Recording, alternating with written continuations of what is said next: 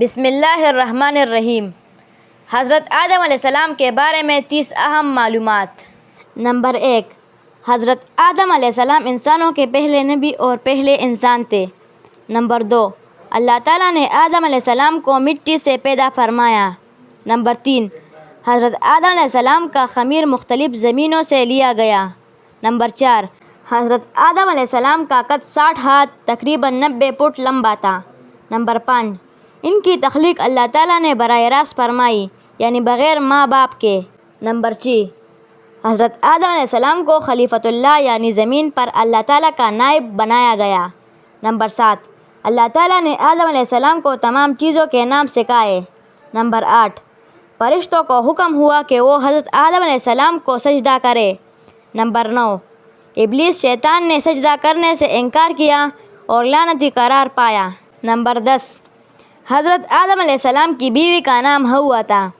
Number 11، حضرت حوا کو حضرت آدم علیہ السلام کی پسلی سے پیدا کیا گیا۔ نمبر 12، اللہ تعالیٰ نے آدم علیہ السلام اور حوا کو جنت میں رکھا۔ نمبر 13، شیطان نے انہیں وسوسہ دے کر ممنوع درخت سے کھلوایا۔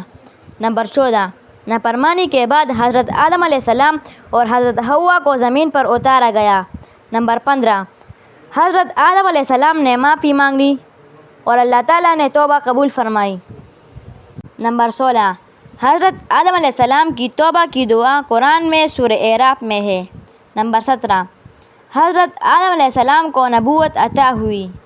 نمبر 18، حضرت آدم علیہ السلام کی اولاد میں قابیل اور حابیل مشہور بیٹے تھے۔ نمبر 19، قابیل نے حسد میں آ کر حابیل کو قتل کیا۔ نمبر 20، اللہ تعالیٰ نے آدم علیہ السلام کو کاشتکاری، لباس سازی اور دیگر ہنر سکھائے۔ نمبر 21، حضرت آدم علیہ السلام نے زمین پر 930 سال زندگی گزاری۔ نمبر 22، حضرت آدم علیہ السلام کی قبر کے بارے میں مختلف اقوال ہے۔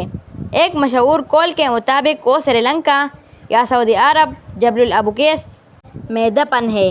نمبر 23، ان کی اولاد کو بنی آدم کہا جاتا ہے۔ نمبر 24، حضرت آدم علیہ السلام کے بعد نبوت کا سلسلہ حضرت شیس علیہ السلام سے جاری رہا۔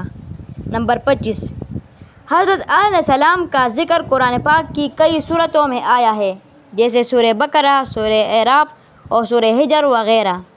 نمبر 26، حضرت آدم علیہ السلام کو اللہ تعالیٰ نے علم، عقل اور فہم عطا فرمایا۔